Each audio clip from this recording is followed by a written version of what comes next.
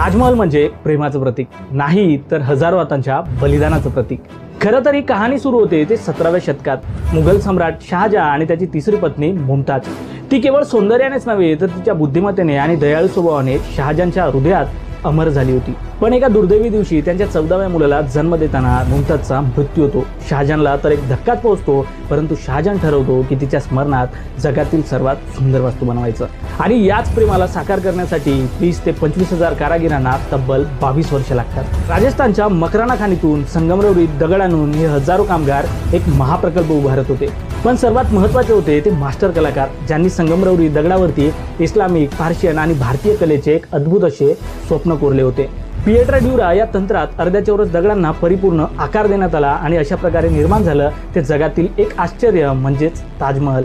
किदवंती ही story सांगते की सम्राट शहाजहानने काम पूर्ण झाल्यानंतर संपूर्ण कामगारांचे हात तोडण्याचे आदेश दिले होते। खरं तर कारागिरांनी जे काम केलं होतं ते अद्भुत होतं आणि तसं काम पुन्हा होणं शक्य नाही, म्हणून लोकांमध्ये एक सिम्बॉलिक स्टोरी प्रचलित झाली की शहाजहानने काम पूर्ण झाल्यानंतर कारागिरांचे हात कापले होते, परंतु हे खरं नाही।